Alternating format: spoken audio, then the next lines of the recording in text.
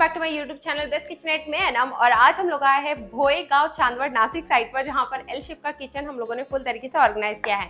इससे पहले कि वीडियो स्टार्ट हो जाए, अगर आपने चैनल को सब्सक्राइब नहीं किया तो चैनल को सब्सक्राइब कर लीजिए और नोटिफिकेशन की बेल आइकन कॉल पर क्लिक कर लीजिए ताकि मेरी हर आने वाली वीडियो आपको टाइम पर मिले। राइट नाउ इस पूरे किचन को टूर करने से पहले आप इसका पूरा 3D प्लान देख लीजिए, किस हिसाब से हमने इसे ऑर्गेनाइज किया है।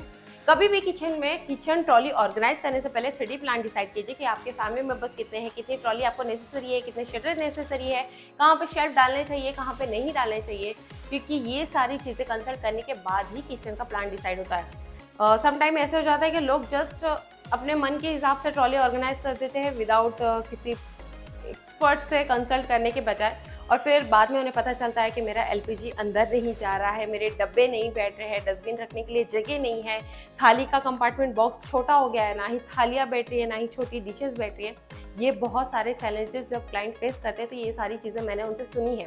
तो मैं चाहूँगी कि आपका बहुत बड़ा इन्वेस्ट आप कर देते हैं और जो कि आप बहुत ज़्यादा लॉस में जाते हैं, तो बड़ा इन्वेस्टमेंट करने से पहले आप एक छोटा सा इन्वेस्टमेंट कीजिए, जस्ट एक 3D प्लान कीजिए जिसमें क्या आने वाला है, कौन सा मटेरियल आने वाला है, किस तरह से आप उसे इजीली एक्सेस करने वाले हैं, कितना रूम शेडो है और एक्चुअल उस रूम लाइट में कौन सा कलर सूट होने वाला है, नहीं होने वाला है। ये सारी चीज़ें आपके 3D प्लान डिसाइड करती हैं। तो फाइनली अब इस किचन को टूर कर लेते हैं।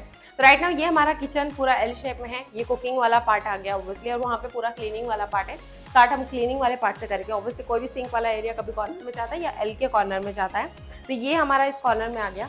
यहाँ पे जस्ट 2 प्लेन शटर्स, क्योंकि इसके नीचे डस्टबिन और जितना भी हमारा डस्ट वाला मटेरियल रहेगा वो सब वहीं पे जाएगा। ऑब्वियसली सिंक के बाजू में ही हम अपना कप ससर और थाली ऑर्गेनाइज करते हैं, क्योंकि इजीली एक्सेस होता है निकाल के रखना या फिर डालना। तो ये ऊपर कप ससर वाला बास्केट, सारी बास्केट्स को 1 रॉड बाइंडिंग है, जिससे बास्केट की वेट कैपेसिटी काफ़ी ज़्यादा स्ट्रॉन्ग हो जाती है, और सारे 6 सपोर्ट है। तो इस बास्केट की अगर वेट कैपेसिटी की बात करेंगे तो 40 to 50 kg एक बास्केट सपोर्ट लेती है, बर्तनों का, बच्चों का नहीं। उसके नीचे आ जाता है थाली कंपार्टमेंट। इसके अंदर लगभग 40 से 50 थाली आप आराम से ऑर्गेनाइज कर सकते हैं। वो ऑब्वियसली लेडीज़ को पता रहता है किस हिसाब से हम एक में एक डाल के वो प्रॉपर तरीके से ऑर्गेनाइज करते हैं।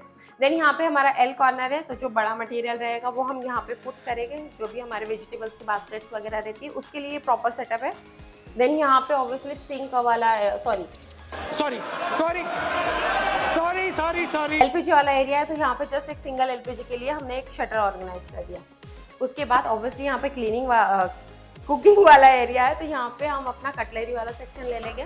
तो ये हमारा फ्रंट पे कटलरी, और इसके नीचे हमारी 2 प्लेन बास्केट्स, जो भी आपका मल्टी स्टोरेज रहेगा, छोटे छोटे बर्तन वगैरह, उसके हिसाब से आप इसमें पुट करोगे। यहाँ पे हमारा कुकिंग वाला एरिया है, तो यहाँ पे लेफ्ट एंड राइट साइड पे क्रॉकरी काफ़ी दूर है, तो जब जल्दी से हमें कुकिंग करनी रहेगी तो बहुत टाइम लग जाएगा वहाँ से मटेरियल निकाल के कुकिंग करना। तो यहाँ पे नीचे एक पुल आउट ऑर्गेनाइज कर दिया है कि जो भी आपका मसाला वगैरह रहेगा वो आप इजीली यहाँ से यूज़ करके एक्सेस कर सकते हैं। उसके बाद यहाँ पे जस्ट 2 प्लेन शटर्स। तो ये जो भी कंपार्टमेंट है, लगभग ये 4 फीट का एक एरिया है, जहाँ पे आप जितने भी आपके बड़े बड़े डिब्बे हैं पापड़ वगैरह के, राइस के, आटे के, वो सारे डिब्बे आप प्रॉपर तरीके से यहाँ पे ऑर्गेनाइज कर सकते हैं। आप चाहो तो इनके मिडल में एक कड़प्पा लगा सकते हैं, या फिर अभी कड़प्पे का ऑप्शन नहीं है तो आप जैसे एक शेल्फ लगा सकते हैं, ताकि नीचे और ऊपर दोनों प्लेस का प्रॉपर तरीके से यूटिलाइज हो जाएगा। उसके बाद ये है हमारा पूरा स्ट्रेट कैबिनेट वाला सेक्शन। ऑब्वियसली कैबिनेट के अंदर भी शेल्फ नहीं लगे हैं, बट अगर शेल्फ रहते हैं तो मैं एक्सप्लेन कर देती हूँ मोटा मोटा कि अगर सिंगल शेल्फ लगाओगे तो ऑब्वियसली हम यहाँ पे सारे डिनर सेट वगैरह ऑर्गेनाइज करेंगे, क्योंकि डिनर सेट्स के बाउल्स और प्लेट्स बड़ी होती है, तो उस वजह से सिर्फ एक सिंगल शेल्फ। इन केस अगर यहाँ पे 2 शेल्फ होते हैं तो 2 शेल्फ के अंदर हम मोस्टली अपनी सारी क्रॉकरी हाईलाइट्स करते हैं, लाइक छोटे छोटे बाउल्स है, ग्लासेस है, स्पून्स है, वो सारी चीज़ें हम यहाँ पर प्रॉपर तरीके से ऑर्गेनाइज करेंगे।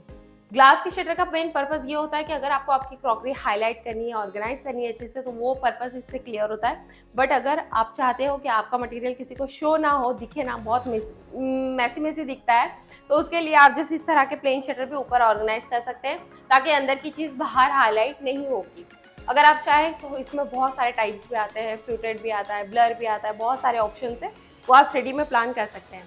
ऊपर वाला पूरा एक एरिया है जहाँ पे हमने लॉफ्ट बॉक्स के साथ ऑर्गेनाइज कर दिया पूरा, क्योंकि ऑब्वियसली सामने की साइड पे लॉफ्ट बना हुआ है, तो वो स्टेप बाय स्टेप हम उसे पूरा कवर करने वाले हैं। तो राइट नाउ ये पूरा पार्ट हमने किचन के लिए जितना फिलहाल राइट नाउ नेसेसरी था, उतना फर्नीचर यहाँ पे प्रॉपर तरीके से ऑर्गेनाइज कर दिया।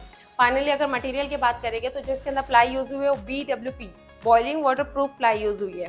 बोथ साइड लैमिनेट है, इनसाइड व्हाइट है, आउटसाइड जो भी आप चॉइस करते हैं। राइट नाउ यहाँ पे हमारा थोड़ा सा डार्किश ऑरेंज शेड का है जो कि स्पेशल वाला लैमिनेट है जिसमें हल्के से स्पार्कल्स है। अगर आप इसको लाइव देखोगे तो इसकी जस्ट एक इमेज मैं आपके साथ शेयर कर दूंगी।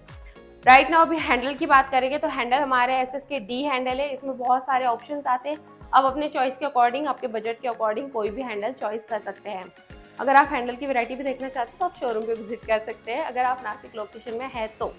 उसके बाद चैनल की बात करेंगे तो यहाँ पे हेरिटेज के नॉर्मल चैनल यूज हुए हैं। इसमें सॉफ्ट क्लोज ऑप्शन आता है, कोड्रा ऑप्शन आता है, बहुत सारी ऑप्शन आती है। तो फाइनली इस प्रोजेक्ट पे हमने इतनी डिटेल में बात कर ली, मेरे लिए तो बहुत ज़्यादा काफ़ी है।